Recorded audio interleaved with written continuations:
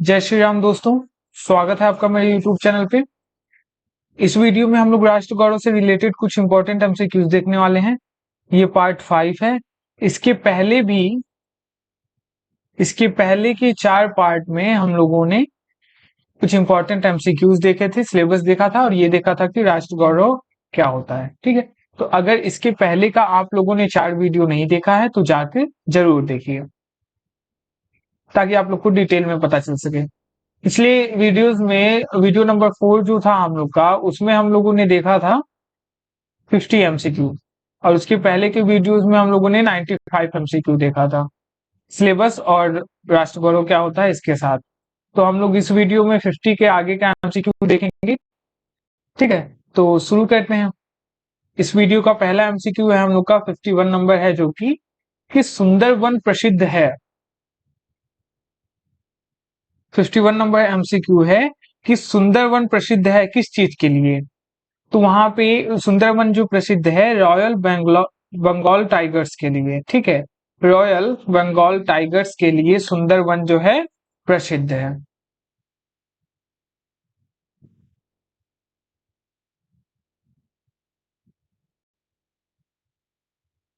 Royal Bengal tiger, royal Bengal tiger के लिए क्या है, सुंदरवन प्रसिद्ध है। अगला क्वेश्चन है कि भारत का प्रहरी कहा जाता है। भारत का प्रहरी किसे कहते हैं? हिमालय को, सागर को, नदियों को या फिर मैदान को? तो इसका राइट आंसर होगा हम लोग का ऑप्शन नंबर ए, हिमालय का प्रहरी। सॉरी, हिमालय को भारत का प्रहरी कहा जाता है। हिमालय जो है हम लोग का चीन से और फिर पाकिस्तान से, इन दोनों बॉर्डर्स के बीच में पड़ता है, जिसकी वजह से उन लोगों को जो है कि भारत पे अटैक करने में बहुत सारी मुश्किलें होती हैं। ठीक है, इस वजह से हिमालय को भारत का प्रहरी कहा जाता है। अगला क्वेश्चन है 53 नंबर, दमा व श्वास रोग किस प्रदूषण के कारण होता है? दमा या श्वास रोग जो होता है ये किस प्रदूषण के कारण होता है? वायु प्रदूषण, ध्वनि प्रदूषण, जल प्रदूषण या फिर रेडियोधर्मी प्रदूषण? तो 53 नंबर क्वेश्चन का जो राइट आंसर है वो है हम लोग का ऑप्शन नंबर ए, वायु प्रदूषण की वजह से जो है हम लोग को दमा या फिर श्वास रोग होता है। अगला क्वेश्चन देखते हैं, क्वेश्चन नंबर 54 कह रहा है वर्तमान समय में सबसे अधिक घातक है। वर्तमान समय में सबसे अधिक घातक क्या है?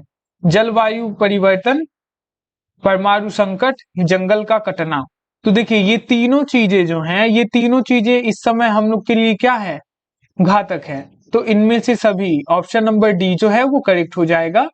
हम लोग के लिए जलवायु परिवर्तन, परमाणु संकट और जंगल का काटना, ये तीनों चीजें जो हैं घातक हैं।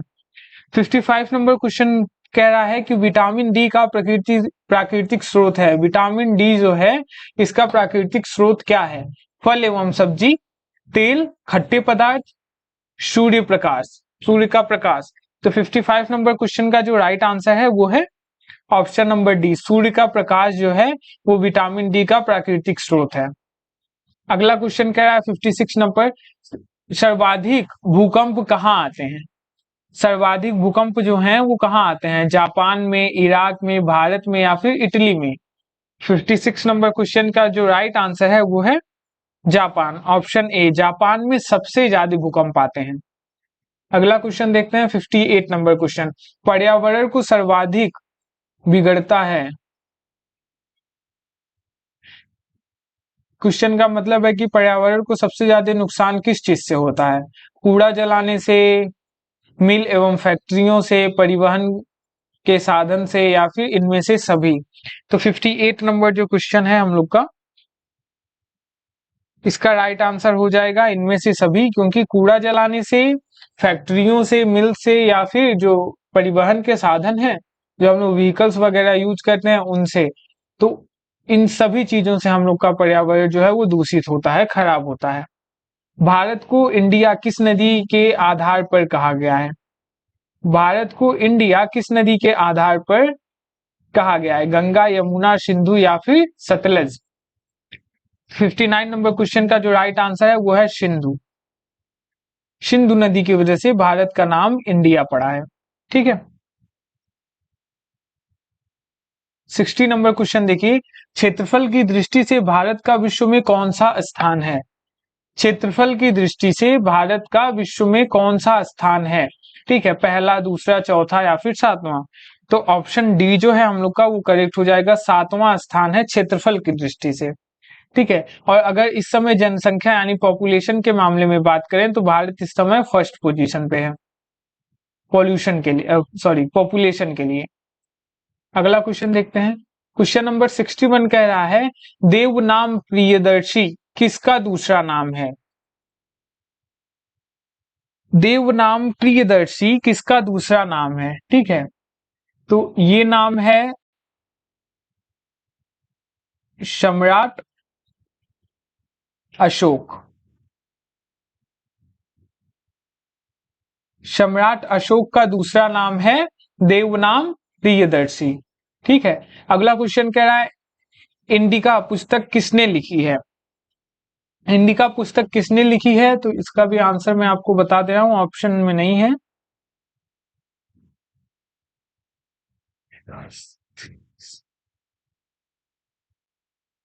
ये आप लोगों ने पढ़ा होगा सोशल साइंस में, क्लास 10th में ये चीज था।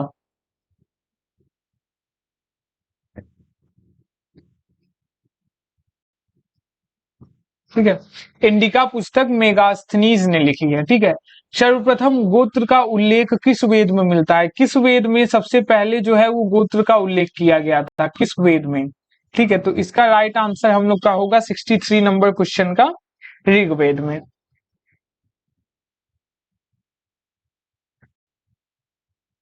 ऋग्वेद में जो की है हम लोग के गोत्र का सबसे पहला उल्लेख जो मिलता है वो ऋग्वेद में मिलता है। ठीक है। अगला क्वेश्चन देखिए, बौद्ध धर्म की शाखाएं हैं। बौद्ध धर्म की शाखाएं क्या हैं? ज्योतिष एवं दर्शन, वेद एवं पुराण, महायान और हीनयान या फिर श्वेतांबर एवं दिगंबर? तो 64 नंबर क्वेश्चन का जो राइट आंसर हम लोग का वो है ऑप्शन नंबर सी, महायान और हीनयान जो है वो बौद्ध धर्म की शाखाएं हैं। भक्ति आंदोलन किसकी देन है? आलवार संतों का, सूरदास का, तुलसीदास का या फिर जायसी का? तो 65 नंबर क्वेश्चन का जो राइट आंसर है वो है ऑप्शन नंबर ए, अलवार संतों का जो है भक्ति आंदोलन है। भक्ति आंदोलन जो है अलवार संतों की देन है। अगला क्वेश्चन, क्वेश्चन नंबर 66 कह रहा है कि गुरु नानक किस धर्म के प्रवर्तक थे? गुरु नानक जो है वो किस धर्म के प्रवर्तक थे? तो इसका राइट आंसर है हम लोग का सिख धर्म के। गुरु नानक जो है वो सिख धर्म के प्रवर्तक थे। अगला क्वेश्चन कह रहा है 67 नंबर, निम्न में से उपजीव्य काव्य कौन सा है? नैषधीय चरित्र, किरातनार्जुनीयम, शिशुपाल वधम या फिर महाभारत? तो 67 नंबर क्वेश्चन का जो राइट आंसर है हम लोग का वो है ऑप्शन नंबर डी, महाभारत।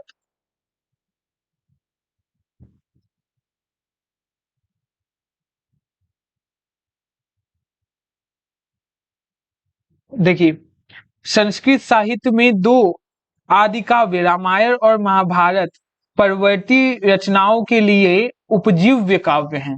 ठीक है, उपजीव्य काव्य दो ही हैं, कौन कौन से? एक तो रामायण और दूसरा महाभारत। तो महाभारत ऑप्शन में था, हम लोगों ने इसको ट्रिक किया है, और नहीं तो फिर रामायण। ठीक है। अगला क्वेश्चन देखते हैं, क्वेश्चन नंबर 68, रेडियोधर्मी प्रदूषण से कौन सी बीमारी होती है? कैंसर, हेपेटाइटिस, हैजा या फिर इनमें से कोई नहीं? तो 68 नंबर क्वेश्चन का जो राइट आंसर है वो है ऑप्शन ए, कैंसर। रेडियोधर्मी प्रदूषण से कैंसर होता है। ठीक। देखिए 69 नंबर क्वेश्चन का है, भारत का राष्ट्रीय पक्षी है। तो मोर जो है वो भारत का राष्ट्रीय पक्षी है। ये तो बहुत ही आसान क्वेश्चन था। अगला क्वेश्चन देखिए 70 number question, red data book किससे संबंधित है? रेड डाटा बुक किससे संबंधित है? विलुप्त के करीब जीवों से, वायु प्रदूषण से, जल प्रदूषण से या फिर ध्वनि प्रदूषण से। तो 70 नंबर क्वेश्चन का जो हम लोग का राइट आंसर है वो है ऑप्शन नंबर ए, विलुप्त के करीब जो जीव हैं उनसे रिलेटेड है रेड डाटा बुक। ठीक। 71 नंबर क्वेश्चन, किस वर्णक की उपस्थिति के कारण पौधों का रंग हरा होता है? ठीक है, किसकी वजह से जो है कि पौधों का रंग जो है वो हरा हो जाता है? तो इसका राइट आंसर है क्लोरोफिल।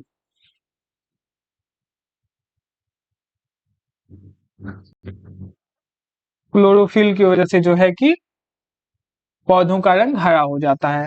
आगे अगला क्वेश्चन कह रहा है 72 नंबर की, पंचतंत्र के लेखक कौन है? पंचतंत्र के लेखक कौन है? तो इसका राइट आंसर हो जाएगा विष्णु शर्मा। विष्णु शर्मा पंचतंत्र के लेखक हैं। अगला क्वेश्चन देखिए, कह रहा है प्रकाश संश्लेषण के दौरान हरे पौधे किस गैस का उपयोग करते हैं? तो कार्बन डाइऑक्साइड का उपयोग करते हैं, CO2 का। मैंने पहले ही बताया था कि अगर आप लोग हाई स्कूल तक का जो साइंस है उसको अच्छे से ध्यान में रखे होंगे तो जितने भी इसमें साइंस से रिलेटेड क्वेश्चन आने वाले हैं राष्ट्र गौरव में वो सबके सब हो जाएंगे। ठीक। 74 नंबर क्वेश्चन देखिए, भारतीय संविधान का कौन सा अनुच्छेद पर्यावरण संरक्षण से संबंधित है? अनुच्छेद 39, अनुच्छेद 44, अनुच्छेद 14 या फिर अनुच्छेद 48A। तो राइट आंसर है ऑप्शन नंबर डी, अनुच्छेद 48A जो है वो भारतीय संविधान में पर्यावरण संरक्षण से संबंधित है। अगला क्वेश्चन देखते हैं, क्वेश्चन नंबर 75, चिपको आंदोलन मूल रूप से किसके विरुद्ध था? जल प्रदूषण के, मृदा प्रदूषण के, ध्वनि प्रदूषण के या फिर वनों की कटाई से? तो राइट आंसर जो है 75 नंबर क्वेश्चन का वो हो जाएगा वनों की कटाई से। चिपको आंदोलन, देखिए चिपको शब्द इसलिए इसका नाम दिया गया क्योंकि उस समय वनों की कटाई बहुत होती थी। तो जब भी लोग वनों की कटाई करने जाते थे तो जितनी महिलाएं होती थी वो पेड़ों से चिपक के खड़े हो जाते थे। जितने भी लोग, खास करके जो महिलाएं होती थी, महिलाओं के द्वारा ये चिपको आंदोलन जो है वो चलाया गया था। ठीक है। तो महिलाएं, 2-4 महिलाएं झुंड बना के हर एक पेड़ से चिपक जाया करते थे, इसलिए उसको चिपको आंदोलन का नाम दिया गया। और ये वनों की कटाई से रिलेटेड है क्योंकि पेड़ न कटे इसलिए ये आंदोलन चलाया गया था। 76 नंबर क्वेश्चन देखिए, क्योटो प्रोटोकॉल किससे संबंधित है? जल प्रदूषण से, ग्रीन हाउस गैस उत्सर्जन से, बौद्धिक संपदा अधिकार से या फिर मरुस्थलीकरण से? तो 76 नंबर क्वेश्चन का जो राइट आंसर है हम लोग का वो है ग्रीन हाउस गैस उत्सर्जन से। ऑप्शन नंबर बी जो है वो करेक्ट ऑप्शन है। ठीक है। देखिए एक क्वेश्चन ऐसा भी बनता है चिपको आंदोलन के रिलेशन में कि सुंदरलाल बहादुर, नहीं, बहादुर नहीं था, बहुगुणा था। ठीक है।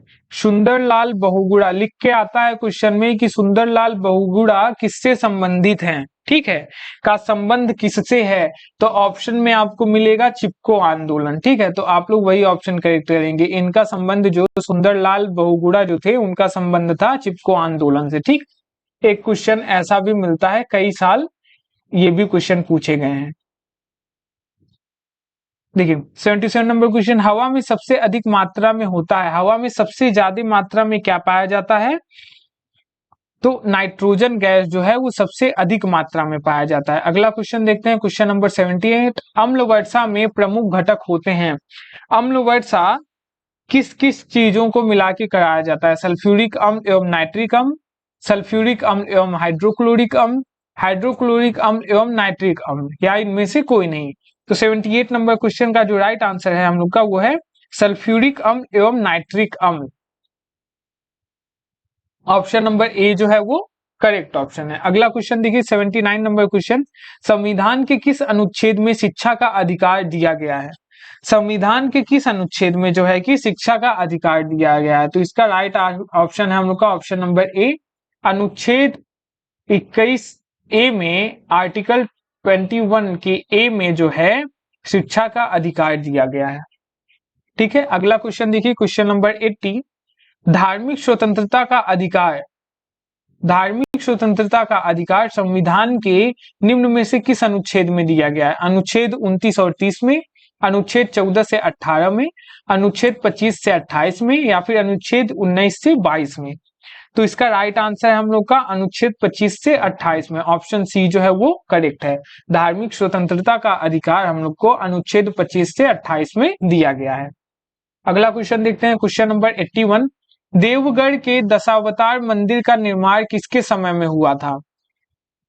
चंडेलों के समय, चोलों के समय, चालुक्यों के समय, या फिर गुप्तों के समय? तो 81 नंबर क्वेश्चन का जो राइट आंसर है वो है ऑप्शन नंबर डी, गुप्तों के समय में देवगढ़ के दशावतार मंदिर का निर्माण हुआ था। देखिए ये क्वेश्चन शायद से मैंने अपने पहले वीडियो में भी बताया था, रिपीट हो गया ये क्वेश्चन। 82 नंबर क्वेश्चन देखिए, स्मृतियों के अनुसार कुल संस्कार बताए गए हैं, स्मृतियों के अनुसार कुल कितने संस्कार होते हैं? तो ऑप्शन है बी, 16 संस्कार होते हैं। ठीक है, पहला जन्म से शुरू और 16वां संस्कार, देखिए लोग कहते हैं ना कि 16वां है, मतलब किसी व्यक्ति के मर जाने पे जो संस्कार होता है, ठीक, तो 1 से शुरू 16 पे खत्म, तो उसी को 16वां संस्कार कहते हैं। 16 दिन पूरा हो जाता है, लोग ऐसा कहते हैं, तो 16वां संस्कार पे अंतिम हो जाता है किसी भी व्यक्ति के लिए। ठीक है, इसलिए स्मृतियों के अनुसार कुल संस्कारों की संख्या कितनी है? 16। 83 नंबर क्वेश्चन देखिए, कह रहा है कि शहीद बिस्मिल को फांसी दी गई थी देवरिया के कारागार में। शहीद बिस्मिल को फांसी कहाँ दी गई थी? देवरिया के कारागार में, बस्ती के कारागार में, गोरखपुर के कारागार में, या आजमगढ़ के कारागार में? तो 83 नंबर क्वेश्चन का जो राइट आंसर है वो है ऑप्शन नंबर सी, गोरखपुर के कारागार में शहीद बिस्मिल को फांसी दी गई थी। 84 नंबर क्वेश्चन देखिए, आस्तिक का अर्थ है, ये तो बहुत आसान क्वेश्चन है। आस्तिक का अर्थ होता है जो ईश्वर को मानने वाला हो, जो ईश्वर में विश्वास रखता हो, उसको हम लोग आस्तिक कहते हैं। ठीक है, और इसी का जस्ट उल्टा होता है नास्तिक, जो कि ईश्वर में विश्वास न रखे। अगला क्वेश्चन देखते हैं 85 नंबर, उपनिषद का अर्थ है, उपनिषद का अर्थ क्या होता है? गीत गाना, समीप बैठना, ज्ञान देना, या फिर व्यायाम करना? तो उपनिषद का अर्थ होता है समीप बैठना। ठीक है, समीप बैठना जो है ये उपनिषद का अर्थ होता है। 86 नंबर क्वेश्चन देखिए, चारों वर्णों का उल्लेख सर्वप्रथम ऋग्वेद के किस मंडल में किया गया? 4 वर्ण जो होते हैं, तो चारों वर्णों का जो उल्लेख है वो ऋग्वेद के किस मंडल में किया गया? पहले में, 9वें में, 10वें में, या फिर 5वें में? तो इसका राइट आंसर है हम लोग का ऑप्शन नंबर सी, 10वें मंडल में चारों वर्णों का उल्लेख मिलता है, किसमें? ऋग्वेद में। अगला क्वेश्चन देखिए 87 नंबर क्वेश्चन क्या कह रहा है, भारतीय कला का स्वर्ण काल है, भारतीय कला का स्वर्ण काल किसे माना जाता है?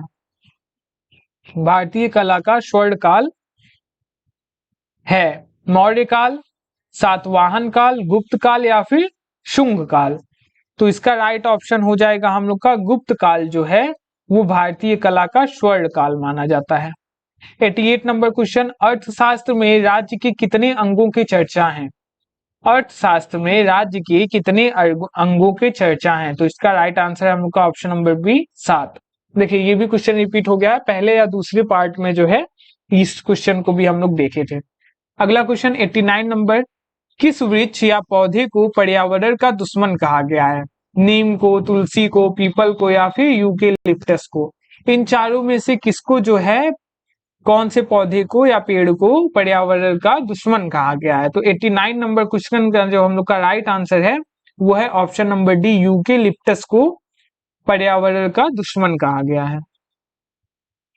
अगला क्वेश्चन देखते हैं, क्वेश्चन नंबर 90, कौन सा वेद संगीत से संबंधित है? कौन सा वेद जो है संगीत से संबंधित है? यजुर्वेद, अर्थवेद, सामवेद, या फिर ऋग्वेद? 90 नंबर क्वेश्चन का जो राइट आंसर होगा वो हो जाएगा सामवेद। सामवेद जो है ऑप्शन सी करेक्ट हो जाएगा, सामवेद संगीत से संबंधित है। अगला क्वेश्चन देखिए, क्वेश्चन नंबर 91, सिंधु सभ्यता का सिद्धांत सिंधु सभ्यता का प्रसिद्ध बंदरगाह कहाँ था?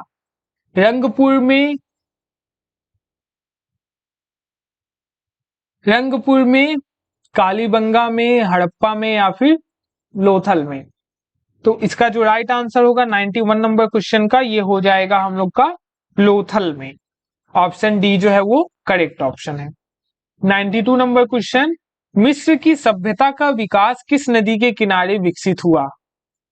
मिस्र की सभ्यता का विकास किस नदी के किनारे विकसित हुआ? दजला, फरात, सिंधु नदी, नील नदी, इनमें से कोई नहीं। तो 92 नंबर क्वेश्चन का जो राइट आंसर है हम लोग का, वो हो जाएगा नील नदी। ऑप्शन सी जो है वो राइट ऑप्शन है। अगला क्वेश्चन देखते हैं, क्वेश्चन नंबर 92, 93, 92 तो हम लोग देख लिए ना, हाँ 93 देखते हैं। 93 कह रहा है मोहनजोदाड़ो का क्या अर्थ है? मोहनजोदड़ो का क्या अर्थ है? नदी का किनारा, मृतकों का टीला, सुंदर शहर या फिर इनमें से कोई नहीं। तो 93 नंबर क्वेश्चन का जो राइट आंसर है वो है मृतकों का टीला। मोहनजोदाड़ो का अर्थ है मृतकों का टीला। अगला क्वेश्चन देखिए 94 नंबर, आर्यों का मूल देश उत्तरी ध्रुव था, सर्वप्रथम किसने कहा? ये बात किसने कहा था कि आर्यों का मूल देश जो है वो उत्तरी ध्रुव था? गार्डन चाइल्ड ने, मैक्स मूलर ने, बाल गंगाधर तिलक ने या फिर किसी और ने? अन्य दिया है यानी किसी और ने। तो 94 नंबर क्वेश्चन का जो राइट आंसर है वो है बाल गंगाधर तिलक। 95 नंबर क्वेश्चन, पुरुष सूक्त, पुरुष सूक्त किससे संबंधित है? रामायण से, महाभारत से, उपनिषद से या फिर वेद से? तो 95 नंबर क्वेश्चन का जो राइट आंसर है वो है ऑप्शन नंबर डी, वेद से संबंधित है पुरुष सूक्त। ठीक, अगला क्वेश्चन देखते हैं, क्वेश्चन नंबर 96 कह रहा है पाटलिपुत्र का नया नाम क्या है? पाटलिपुत्र का नया नाम क्या है? तो नया नाम है पटना। ऑप्शन सी जो है वो सही ऑप्शन है। 97 नंबर क्वेश्चन देखिए, विंग्स ऑफ फायर के लेखक कौन है? सुभाष चंद्र बोस, एपीजे अब्दुल कलाम, जतिन दास या फिर भारतेंदु हरिश्चंद्र? क्वेश्चन नंबर 97 का जो राइट आंसर है वो है हम लोग का option number B, APJ Abdul Kalam जो है वो विंग्स ऑफ फायर्स के लेखक हैं। अगला क्वेश्चन देखिए, गंधर्व विवाह क्या है?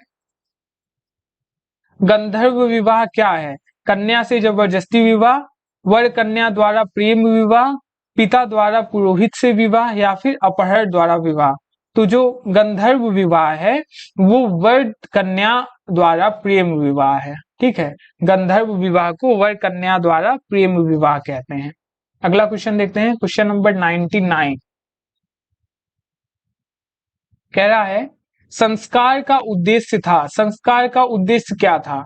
शुद्ध करना, शिक्षित करना, यज्ञ कराना या फिर इनमें से कोई नहीं? तो 99 नंबर क्वेश्चन का जो राइट आंसर है वो है शुद्ध करना।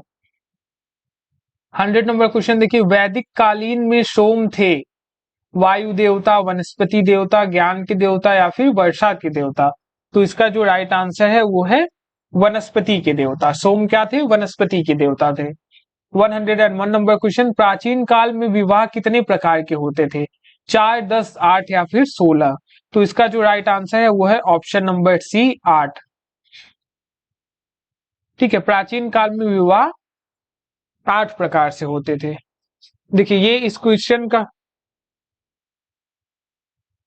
ये इस वीडियो का लास्ट क्वेश्चन था। इसमें हम लोगों ने टोटल 51 एमसीक्यूज देखे राष्ट्र गौरव से रिलेटेड। इसके पहले भी मैंने 4 पार्ट बनाया है राष्ट्र गौरव के लिए। ठीक है, प्लेलिस्ट बना हुआ है इसका, उसको आप लोग जाके जरूर देखिए, जिसमें आप लोग को ये पता चलेगा कि राष्ट्र गौरव क्या होता है। उसके बाद से ये पता चलेगा कि सिलेबस क्या है और सिलेबस के अकॉर्डिंग क्या क्या टॉपिक्स पढ़ने थे। फिर मैंने कम से कम 200 के करीब में आपको एमसीक्यू क्वेश्चन बता दिए। इसमें से कम नहीं कुछ तो 50 के राउंड ऑफ में आप लोग को एमसीक्यू मिल जाएगा और आप लोग को ये भी आइडिया लग गया होगा अब तक कि किस टाइप का एमसीक्यू क्वेश्चन जो है वो बनेगा। ठीक है, तो अगर आप लोग सिलेबस के अकॉर्डिंग पढ़े होंगे, सिलेबस के अकॉर्डिंग टॉपिक बाय टॉपिक पढ़े होंगे, तो कंफर्म है कि आप लोग का जो है 80+ एमसीक्यू जो है वो राइट हो जाएगा। ठीक है, और अगर हाई स्कूल और इंटर में जितना आप लोगों ने साइंस और सोशल साइंस से रिलेटेड चीजों को पढ़ा है, अगर वो भी आप लोग के दिमाग में होगा अब तक, तो आराम से 80 प्लस एमसीक्यू जो है वो करेक्ट हो जाएगा। देखिए कुछ बच्चे अभी भी डाउट में हैं कि रिटन एग्जामिनेशन होता है राष्ट्र गौरव का या फिर ऑप्शनल, सिर्फ ऑप्शनल। ठीक है, तो रिटन एग्जामिनेशन इसका नहीं होता है, सिर्फ और सिर्फ एमसीक्यू बेस्ड होता है। ठीक है, राष्ट्र गौरव सिर्फ और सिर्फ एमसीक्यू बेस्ड होता है, रिटन में नहीं होता है। ठीक है, तो आपके 100 एमसीक्यू क्वेश्चन आएंगे जिसमें से आपको पूरा करना है, माइनस मार्किंग नहीं होता है, 1 नंबर का जो है एक क्वेश्चन आपका रहता है। ठीक है, तो क्वेश्चन न आने पे भी कोई ना कोई ऑप्शन जरूर लगाइए, हो सकता है मे भी सही हो जाए। ठीक है, तो मन से पढ़िए, पेपर आप लोग का कर है। Best of luck and thank you everyone.